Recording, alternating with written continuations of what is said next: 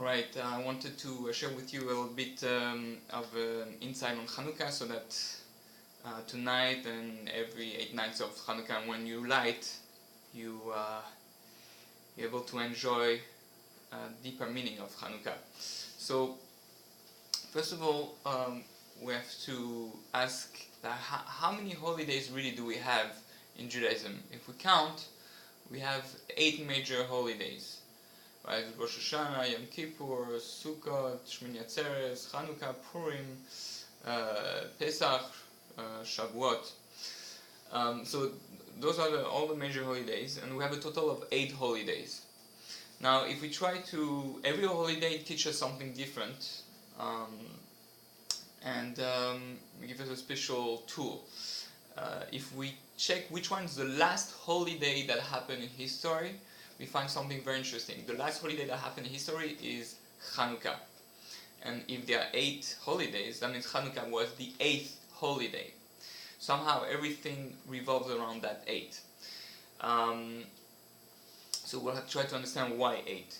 So Chanukah is the last holiday, as my Rebbe told me, that it was the last tool necessary in order to be able to go into exile until the rest of time.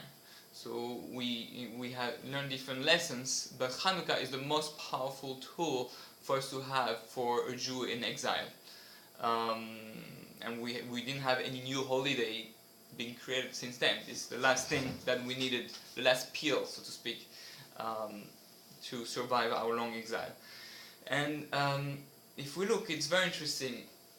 What is the root or the origin of Chanukah, the holy of Chanukah? Really, there's an interesting Gemara, Avodah Zarah, page 8, first blat, 8 Aleph. So it says like that Adam HaRishon, when there's 2 opinions. One said that when Adam HaRishon sinned, he saw that the day was becoming darker, and he thought it was going to be the end of his life, because Hashem had decreed death upon him from his sin. So Adam and Eve started crying and praying, and they did that for 8 days. And when he realized that it was not dying, that it was the way of the world to go from light to darkness, from light to darkness, then he established those 8 days as a festival, and that will be the festival of Chanukah. The Gemara doesn't say Chanukah directly, but it seems pretty obvious. And there's another more of a bigger hint.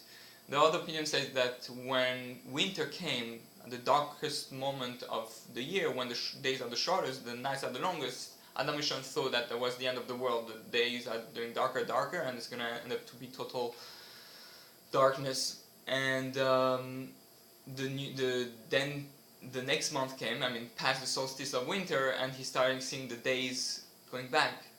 So when this happened, he decided to celebrate 8 days during that time, which is, as Chanukah always falls during the time of the year where it's the darkest, longest night, and also realize it's the way of the world. It's not that I'm dying, that's the way I will survive, so to speak. This is the way Hashem made the world.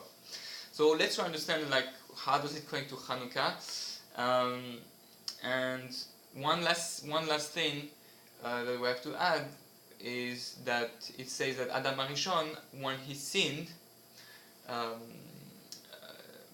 first of all, at the very beginning of creation, Adam HaRishon, Hashem hid the light, the organus, the original light. It says that the first light, when God created the world, at the very beginning, there was a light where you could see and understand absolutely everything in creation. Which is like understanding Hashem's on the deepest level. When you have light, means clarity, meaning they have total clarity. So when Hashem created the world, he decided to create darkness and hide that light, because he didn't want. It was a world that was created for reward, with a reward and punishment, based on our actions, and in order for this to happen, he had to hide that light. So when he hid that light, he kept it for Olam Haba, for the tzaddikim, for the future. But it says when Adam HaRishon sinned, Hashem brought that light back, so to speak. And Adam HaRishon didn't die right away, meaning how long was he able to stay in Gan Eden after his sin? He stays an extra 36 hours from the moment he sinned. So he sinned on Friday, and until Saturday night he was able to stay in Gan Eden. He was not kicked out of Gan Eden right away. So they say that those 36 hours was a gift going to the Organuz, that special light that Hashem let Adam HaRishon experience, and it was then hidden after that. So that Organuz is experienced every Chanukah. Those 30, because we put 36 candles. Those 36 candles correspond to the 36 hours that Adam HaRishon sinned. So, what does that all mean, and how can we use it?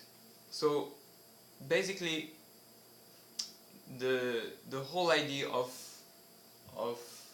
galut, of exile, is that we are in a world where there's a pattern. We have to go through ups and downs. We have to go, I call it the Jewish down-up syndrome. Basically, God created a world with the potential for sin, and where we can make choices, and we have the power to make choices. We have the power to hide from God and to create darkness, and the power to bring light. And the Chanukah is the reminder that although we sin, although we make mistakes, although Hashem hides, we have a constant potential to reconnect to clarity, a constant potential to fight the darkness that we brought into the world, starting with the eating of the Etz Hadas until today. So let's understand, Chanukah is at the moment of the year where it's the darkest. You look outside, everything looks dark. It looks like it's the end. Everything is dying. There's snow everywhere. There's no more. All the animals are like are not here. They're all hibernating, and it looks like everything is dead. That the trees have no leaves. It looks really like the end of the world. And that's at the moment where we have to be the strongest. So there are points in our life where we see we did mistake, or we're so confused and we think it's the end. We feel there's no hope, till it's dead. And really, within that darkness, we have to realize that there's that light, that special light, that light of clarity. We are able to connect to Hashem and to His Torah and to the purity of our heart. Understand that there's something really alive there. There's a potential that we can connect to that can help us transcend the darkness. So that's the lights that we light on Chanukah. If we, it says, Rabbi Ari Kaplan Zatzal used to meditate and explain that the human being is like a wick. If a human being stands straight like that, I'm like the wick, and our soul is the flame. So imagine the wick, around above me is the flame, and then the bottom part of me, the bottom part of my body, or where my body is in the world, where the pen is, it's dipping in this world, and this is whatever I'm taking from this world, me being the wick, whatever I absorb from this world, this is what's going to enable me to have my soul shine or not. Just like the wick takes the oil and allows the flame, the fire to shine brighter, and that's why we speak always about taking pure oil as refined as possible, holy oil for the Bet HaMikdash. That's what enables us to bring a pure light in the darkness. So we are, like it says in Chazal, that we are the soul of man is the candle of God. we are like the candle for the world. The world is in darkness. The people are confused. People don't know what to do. They don't know what to choose. They are so bombarded by philosophies, media, all different types of things to believe in, different types of messages about how to be happy, how to live life the right way, how to love, and people are confused. They don't know anymore what's true, what's not. It looks like everything is falling apart. It looks like it's the end of the world. It looks like everybody's getting divorced. It looks like everybody's sick. And with the internet and the media, everything is getting worse, worse, worse, because we are all focused so much on the negative. The truth is, now, not just this winter, but we're now towards the end of time, so to speak, the year 5775. And we're coming towards the days of Moshiach, and it's not for nothing that Yosef Hatzadik is always, spoken during this time of Chanukah. Parshas Vayeshev and Miketz and Vayigash. Those are the weeks where Yosef is also sent into exile. It looks like he's in prison. There's no hope for him. He lost it. He's gonna die. But no, Yosef, from being in prison, becomes the king of Egypt. It looks like it's darkness. All of a sudden, the light comes. Everything shines bright. So the key is, I have to ask myself, I'm the weak. I'm that weak, and I'm in this world. And I have my soul that has the potential to give me light. Our soul sends us message. Our soul is our connection to God. It's our mind, our thoughts, our intuition. The more I spend time with the right people, the more I spend time involved in Torah study, which is the oil, represented by the oil. The more I spend time in the oil, the more I spend time in a refined environment with refined people. I work on my character traits, and I do things that give me clarity. Then I will have the strength to connect to God, and God is going to give us the organus. God is going to give us the clarity, and God is going to give us the power to know what choice to make in this world, what is the right path to take, and that's a gift. This is why Chanukah is number 8. Chanukah is also a festival of Hod. Hod is the 8th Sphira in Kabbalah. Hod is, being aware of the beauty, be aware of the gift. Hadar is seeing something beautiful, the glory of something, and this is the glory of this world, and the beauty of this world. There's nothing more beautiful to put a candle in the darkness. If you take a candle, putting in during daylight, it's nice, but it's not special. If you take a candle, putting in during the night, the darkest night, it makes tremendous light. You see so much with that just little candle, and it's beautiful. Everybody loves looking at stars in the night. Stars during the day, yeah, but stars during the night, the moon at light. It's two opposite, light and darkness. And as human being, that's our challenge. We have a soul who wants to go up. The sun, the light, wants to go up and detach from the weak, from the body. And then we have the body, the nefesh, the lower part of our soul, who wants to bring us down, and with the dirt, with the dark, with the heavy. So we have our ruach, we have 3 levels of the soul: nefesh, ruach, neshama. And our ruach, which is where we have the choice with the emotions, and making us the right choice, and is torn between the neshama wants us to go up and the nefesh wants to go down, and which represents heaven and earth. Obviously, we are the weak. We are the connector between heaven and earth.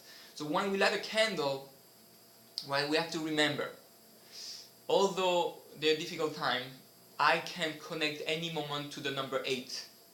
Number 8 is the number that represents infinity. Is the number that, right? 8, infinity is the number that corresponds to transcending the cycle, whatever is above the teva, above the natural laws of nature. I'm able to transcend. That's why we do a brit milah, a circumcision on the 8th day, which shows how the man will have the power to conquer his evil inclinations, his moments of darkness, of challenges. A Jew is the one who commits to that. That he's a Jew means he's gonna transcend the force of darkness, the way of the world, like that Marisha was saying, the way of the world to go ups and downs and all those challenges. He's gonna be able to keep that light even in the deepest darkness and make the right choice and be a light unto the nation. A Jew is supposed to be a light unto the nation. So we are the candles of the world. We are the candles of we can be careful for ourselves, a candle for others, and the candles of the world. And this is the celebration of Chanukah, the celebration of Yosef that we read in the Parsha now. It's an amazing concept, and the Torah is the light. The Torah is the organuz, or the tzaddikim, also people that we know that are very holy or pious. Tzaddikim are the people that are candles on their own. That's why it says there's 36 tzaddikim, or for 36 days of Chanukah, 36 lights. They bring us clarity. We all need to find those individual special people who have clarity of the world. They know what to choose. They give us light, and that's why Yosef during this time, also during the parasha, had that whole challenge with the wife of Potiphar, the challenge with the sexual temptation and all that, also representing the Brit Milah, the power to conquer the exile, the power to conquer all the whatever the Greeks were influencing. The Greeks wanted to change our minds. The Greeks wanted to influence us to look at things in a different way, and to go with the laws of nature, to follow how life works, and just trust the laws of nature. And you don't need to have God. Things happen, and you can be very happy like that. Interesting, if you take number 8. So there's the word sameach, the word for happiness. You can split the word in two with a shamches, that there is number 8. Who is someone who is happy? You want to know someone who is really happy? It's someone who is sameach, someone who sees shamches. There is number 8. There is something beyond. In the human being there's a soul, it's transcendental. In the human being there's something spiritual. You can fight any forces of nature because you transcend nature, but you have to have the knowledge, the trust in God, or the trust that it's there. You have to be able to, and that you need the Torah. You need to have the Torah. Torah is compared to oil, also, and oil is, if you mix oil and water, oil separates, goes beyond the water, above the water. All those are messages that teach us a bit about what Chanukah is. And we can say on Chanukah what's the greatest miracle of Chanukah is what Yosef tells his brothers when he revealed himself in Vaigash. He says, Ani Yosef, I am Yosef. I went through 22 years of darkness, death, prison, and I was sold, and slavery, and accused. And what? Now he's king of Egypt, almost king of Egypt, and he's fine, and he's totally fine, and he's able to say, Ani Yosef. Guys, even his children are Jewish in Egypt. They look Egyptian, but he's Jewish. So we too, just like Yosef said, Ani Yosef, we come in 2014, after years and thousands of years of persecution, after years of people trying to erase us, of people trying to change our mind, our beliefs, and trying to convert us, and now we have Islam and all that, and we come in 2014 in 5775, and we say, Ani Yehudi, I am a Jew. And when you say that with glory, with pride, in the darkness of this world, then that's Chanukah. That's the clarity that I know what I'm here for. I'm here to bring light to the world. I will not let the darkness of the world enter my head. I will stay connected to the Torah. It's very important on Chanukah to look at those candles, reflect on all those things, realize who am I, what's my mission, what I'm here for. I'm here to bring light to the world, to be a giver, to bring love, to bring peace. And unless I see that, then yes, I'm going to become a Greek. I'm going to become just another part of the philosophy of the world and part of the nature of the world. So I wish all of you a happy Chanukah. Um, Take moments during the first half hour when you look at the Chanukah candle to meditate that you are a candle, and that you, just like that candle, will bring light to the darkest moment of our world, of people's life. And then when you see that, you'll be able to see everything through that light.